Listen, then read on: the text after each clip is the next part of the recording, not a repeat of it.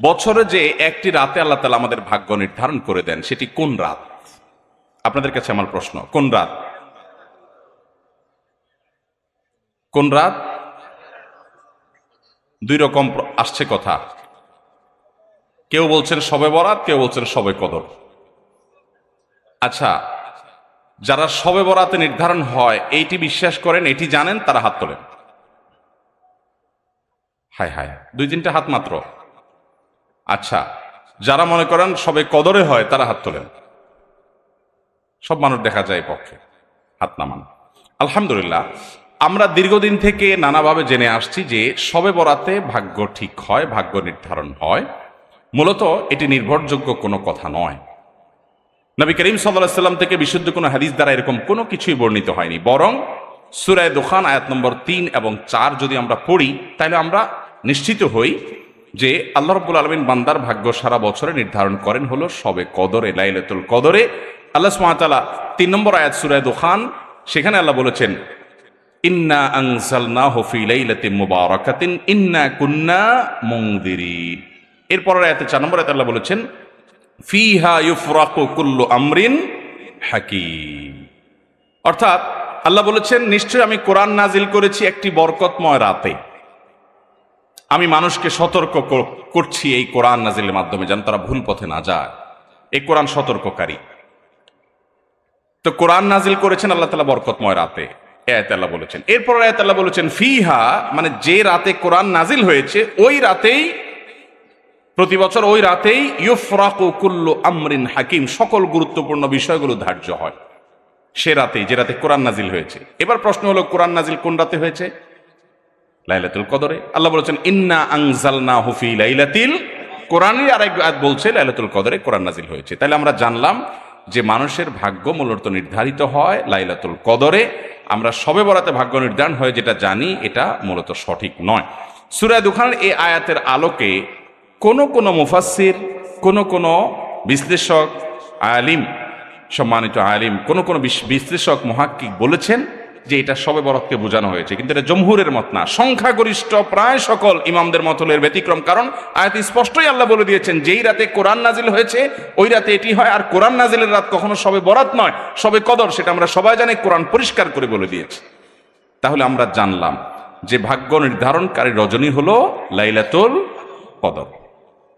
শবে বরাত এটি ভাগ্য নির্ধারণকারী রজনী, এ মর্মে একটি রেওয়ায়েত বা একাধিক রেওয়ায়েত পাওয়া যায়, কিন্তু সেগুলো কোনোভাবেই গ্রহণযোগ্যতার মানদণ্ডে উত্তীর্ণ নয়। এর বিপরীতে কোরআনের স্পষ্ট আয়াত রয়েছে এবং সংখ্যাগরিষ্ঠ মুফাসসির এবং কোরআন বিশ্লেষকদের মতামতগুলো রয়েছে যে লাইলাতুল কদরেই আমাদের সারা বছরের ভাগ্য নির্ধারণ হয়। এটি আমরা জানলাম।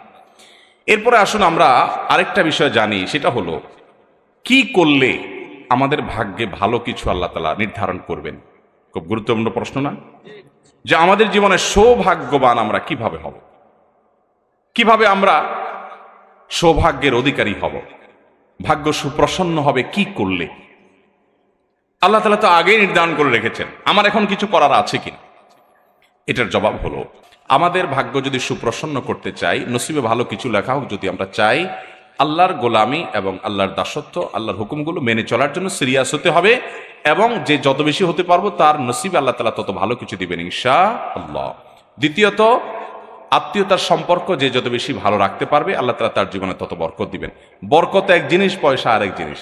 বরকত এক জিনিস, পয়সা, ভাই পয়সা অল্প কামাইছে, যদি আল্লাহ ওই পয়সাতে বরকত দান করেন, বরকত মানে কল্যাণ, বারাকা, এই বারাকা যদি আল্লাহ তাআলা অল্প টাকায় দান করেন, অল্প রুজিতে দান করেন, দেখবেন যে তার উপকারিতা হিউজ, খরচ করার পর আরো শেষ হচ্ছে না। আর অনেকে অনেক কামাই করছে কিন্তু বরকত নাই, কল্যাণ নাই, দেখবেন যে কেমনে শেষ হয়ে গেছে টেরও পাচ্ছে না, আরো দেনা হয়ে গেছে। আছে না নাই ভাইরা আমার? আমরা তো শুধু কেবল পয়সা চাই। আমি সব সময় বিভিন্ন জায়গায় বলার চেষ্টা করি, নবী করিম সাল্লাল্লাহু আলাইহি ওয়াসাল্লামের শত শত হাজার হাজার দোয়া হাদিসে বর্ণিত আছে, তিনি দোয়াগুলো পড়েছেন। একটা দোয়াও আমি জানি না তিনি আল্লাহর কাছে এভাবে দোয়া করেছেন, আল্লাহ আমাকে অনেক পয়সা দেন, আল্লাহুম্মা ইন্নী আসআলুকা কাসরাতাল আমওয়াল। কোন দোয়া নাই এরকম যে আল্লাহ অনেক পয়সা দেন, আল্লাহ অনেক জমি জমা দেন, আল্লাহ অনেক ব্যাংক ব্যালেন্স দেন। এটা নবী সাল্লাল্লাহু আলাইহি ওয়াসাল্লাম কখনো চান নাই। কি চাইছেন? আল্লাহুম্মা ইন্নী আসআলুকাল আফিয়া, আল্লাহ আপনার কাছে শান্তি চাই। কি চাই? পয়সা চান না শান্তি চান? পয়সা চান না? এই তো দুদুল্যমনা হয়ে গেল। আবার বলেন, পয়সা চান না সুখ চান? তার মানে সুখ হলে পয়সা না হলেও চলবে, রাজি? আচ্ছা, আমি তাহলে দুটো অপশন দেই। আল্লাহ যদি আপনাকে এখন দুইটা অপশন দেন, একটা অপশন হলো তুমি একটা ভাঙাচোরা কুড়ের ঘরে থাকবা, যে একটু বৃষ্টি হলে জবজব করে পানি পড়বে, শীতের সময় কনকনা ঠান্ডা বাতাস ঢুকে পড়বে, ওইটার কোনো সেফটি নিরাপত্তা থাকবে না, যে কোনো সময় চোর ঢুকে পড়তে পারে, এরকম একটা কুড়ের ঘর তোমার নসিবে থাকবে, এর বেশি তুমি পাবা না, এটাতে তোমার মৌত হয়ে যাবে, এই ঘরে তুমি সারা জীবন তা কাটাইতে হবে ছেলে মেয়ে নিয়ে। আর ইনকামের জন্য কোন রকম একটা রিক্সা, একটা ভ্যান বা এরকম ছোটখাটো কিছু থাকবে, নাও থাকতে পারে, কিন্তু তোমাকে সুখে রাখা হবে, শান্তিতে থাকবা, এটা একটা লাইফ, একটা অপশন পাইলেন। এবার আসেন অপশন নম্বর 2, তোমাকে 100 কোটি টাকা দেয়া হবে, গাড়ি বাড়ি ব্যাংক ব্যালেন্স হিউজ পরিমাণ দেয়া হবে, কিন্তু সুখে থাকবা কিনা এটা নিশ্চিত বলা হলো না, সুখ হতেও পারে নাও হতে পারে। আর আগেরটা হলো সুখ নিশ্চিত, কিন্তু ঘর কুড়ের ঘর আর ব্যাংক ব্যালেন্স তেমন একটা নাই। এই দুইটা অপশন যদি আল্লাহ আপনাকে দেন, কোনটা নিবেন? কোনটা নিবেন? কুড়ের ঘর। শেয়ানা পাবলিক, কুড়ের ঘর নিবেন না? এটা এখন ধরে ফেলছেন আমার কাহিনীটা, এই জন্য বলতেছেন কুড়ের ঘর। সত্যি সত্যি যদি আল্লাহ রাব্বুল আলামিন আপনাকে এরকম অপশন দেন, এখন হয়তো আমরা বুঝে ফেলছি বিষয়টা আলহামদুলিল্লাহ, কিন্তু সাধারণত কোনো মানুষ যদি এরকম অপশন দেওয়া হয়, বলবো যে আজ সুখ দুঃখ পরে বুঝবো, আগে 100 কোটি টাকা দেন। ঠিক না? ঠিক। আমরা মনে করি পয়সা কড়ি হয়ে গেলে কি হয়ে যায়। হুজুরদের চাইতে এই জিনিসগুলো কেউ ভালো বোঝে না, জনপ্রতিনিধিরাও জানে না। কোনটা? যে অনেক পয়সা কড়ি হইলেও সবসময় সুখে মানুষ থাকতে পারে। কত মানুষ কত পয়সার মালিক, কত মানুষ কত বড় বড় চেয়ারের মালিক, কত মানুষ কত বড় বড় ক্ষমতার মালিক, কিন্তু বেচারার যে কি দুঃখ, তার যে কি কষ্ট, তার যে কি যন্ত্রণা, তার যে কি জ্বালা, তার যে কি আযাব, সেটা মনের দুঃখটা একান্ত অনেক সময় অনেক হুজুরদের কাছে বলে। আল্লাহ রাব্বুল আলামিন আমাদেরকে সুখী করুন। ভাইরা, আল্লাহ দোয়া শিক্ষা দিয়েছেন, রব্বানা আতিনা ফিদ দুনিয়া হাসানা ওয়া ফিল আখিরাতি হাসানা। দেখেন, আল্লাহ আপনি আমাদেরকে হাসানা দেন, মানে কি? কল্যাণ দেন, ভালো দেন।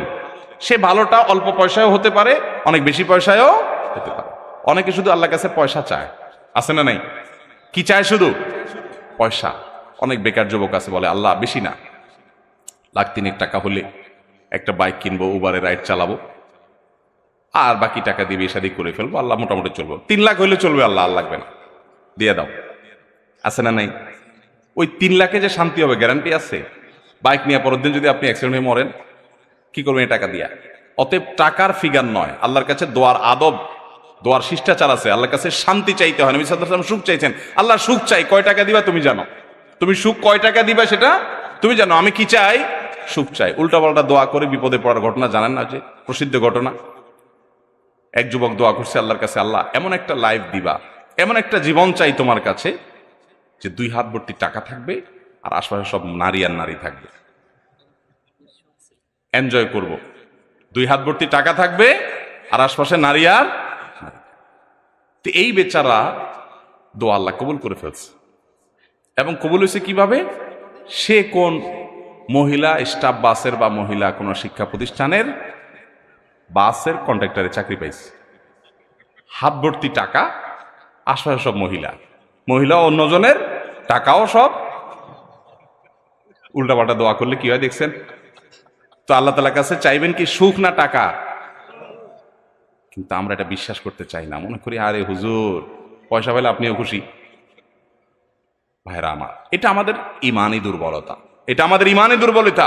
আল্লাহ রাব্বুল আলামিন যদি কাউকে শান্তি দেন পয়সা ছাড়াও দিতে, আমরা আল্লাহর কাছে শান্তি চাইবো, সুখ চাইবো। দেখেন, আমরা এই যে আমাদের সন্তানদের জন্য দোয়া করি, কি দোয়া করি বলেন তো? বেশিরভাগ মানুষ কি দোয়া করে? আমাদের দোয়াগুলো যারা কোরআন হাদিসের বাতানো দোয়া পড়ি না, নিজে থেকে দোয়া করি, অনেক সময় ভুল দোয়া করি। সবাই না, অনেক সময় ভুল দোয়া করেন অনেকে। যেমন, আল্লাহ আমার ছেলে যেন জিপিএ 5 পায়, আল্লাহ আল্লাহ আমার ছেলে যেন সিরিয়ালে চলে আসে, আল্লাহ আল্লাহ আমার ছেলে যেন অমুক কলেজে চান্স পায়, আল্লাহ মেয়েটা যেন অমুক ইউনিভার্সিটিতে চান্স পায়, আল্লাহ অমুক। এই না আমাদের দোয়া? আচ্ছা, এটা সাময়িক একটা টার্গেট হতে পারে, দোয়া হতে পারে, এটাতে এটা করলে গুনাহ হয়ে যাবে, এ দোয়া করলে একেবারে ভুল হয়ে যাবে, আমি সেটা বলছি না। কিন্তু আমি বলছি দেখেন আল্লাহ কি দোয়া শিক্ষা দিচ্ছেন। সূরা ফুরকান আয়াত নম্বর ৭৪ আল্লাহ শিক্ষা দিচ্ছেন, রব্বানা হাব লানা মিন আজওয়াজিনা ওয়া যুররিয়াতিনা কুররাতা আয়ুন ওয়াজআলনা লিল মুত্তাকিনা ইমামা। কি দোয়া! এই দোয়ার অর্থ জানেন? সুবহানাল্লাহ, হায়রান হয়ে যাবেন এর অর্থ শুনলে। আল্লাহ সুবহানাহু ওয়া তাআলা বলছেন তুমি দোয়া করো, ওয়াল্লাযীনা ইয়াকুলুনা রব্বানা হাব লানা মিন আজওয়াজিনা ওয়া যুররিয়াতিনা কুররাতা আয়ুন। এইটুকু শুনেন, মানে কি? হে আমার রব, আমার সন্তান সন্ততি, আমার জীবন সঙ্গী সঙ্গিনী, স্ত্রী স্বামী, নারী পুরুষ একে অন্যজনের জন্য দোয়া করবে। আল্লাহ এমন সঙ্গী জীবন সঙ্গী দান করেন, এমন সন্তান দান করেন যারা আমার চক্ষু শীতলকারী হবে। কি হবে? দেখেন, চক্ষু শীতলকারী হবে, এই কথার মধ্যে সব চলে আসছে। পৃথিবীর এমন কিছু নাই যে সন্তানের জন্য আপনি চান নাই একটা শব্দে। শব্দটা হলো কি? নয়ন জোড়ানো সন্তান, চক্ষু শীতল করা সন্তান। যাকে দেখলে আমার চোখটা শীতল হয়ে যাবে, অন্তরটা জুড়াইয়া যাবে, এই নয়ন জোড়ানো চোখ শীতল করা সন্তান। এর মানে হলো এই সন্তান এমন সন্তান চাই সব দিক থেকে পারফেক্ট হবে। কারণ আল্লাহ আপনাকে একটা সন্তান দিয়েছেন ফুটফুটে সুন্দর, হ্যান্ডসাম, দেখতে মাশাআল্লাহ খুব সুন্দর, কিন্তু ছেলেটা অন্ধ। আপনার অন্তর জোড়াবে? আপনার দিল ঠান্ডা হবে বাচ্চা দেখলে যে আমার ছেলেটা এত সুন্দর, কিন্তু সে চোখে দেখতে পায় না। আপনাকে আল্লাহ তাআলা একটা ছেলে দিয়েছেন না, চোখেও কোনো সমস্যা নাই, তার সকল অঙ্গ প্রত্যঙ্গ ঠিক আছে, দেখতে সুন্দর সুন্দর মাশাআল্লাহ, ফুটফুটে, চোখ কান নাক সবই ভালো, সে বিকলাঙ্গ না, কিন্তু ছেলেটার মেধা টেধা কিচ্ছু নাই, একদম বোকাশোকা, কিচ্ছু বুঝে না। আপনার ভালো লাগবে? আপনার চোখ শীতল হবে এই সন্তানকে দেখে? আফসোস হবে না, আমার ছেলেটা কিচ্ছু বুঝে না, বেকুব। আল্লাহ তাআলা আপনার সন্তানকে সুস্থ রাখছেন, আবার বুদ্ধি শুদ্ধিও দিছেন, দেখতে শুনতেও ভালো, কিন্তু ছেলেটা অমানুষ। কি বলেন? একে দেখলে আপনার দিল জোড়াবে?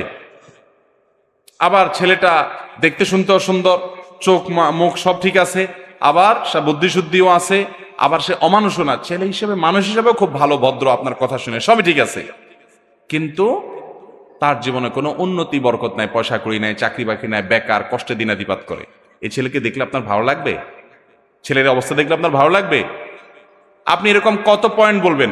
আপনি 200 পয়েন্ট বলতে পারেন, একটা থাকে আরেকটা থাকে না। আমাদের মন খুশি হয় না যে আমার ছেলের সব আছে, এটা নাই। আল্লাহ সুবহানাহু ওয়া তাআলা এমন এক শব্দ শিখিয়ে দিয়েছেন, কারণ আল্লাহ তো জানেন যে কিভাবে দোয়া করতে, নিজে শিখিয়ে দিয়েছেন, রব্বানা হাব লানা মিন আজওয়াজিনা ওয়া যুররিয়াতিনা কুররাতা আয়ুন। আল্লাহ আমার জীবন সঙ্গী, আমার সন্তান এমন দান করেন যে তাকে দেখলে আমার চোখ, আমার নয়ন কি করবে? শীতল হয়ে যাবে, জুড়ে যাবে। তাহলে চোখ শীতল হওয়ার জন্য সব দিক থেকে পারফেক্টনেস লাগবে। তারপরে সব দিক থেকে, মোটামুটি সব দিক থেকে আমার সন্তান দেখে যেন আমার ভালো লাগে, আপনি সেরকম সন্তান দান করেন।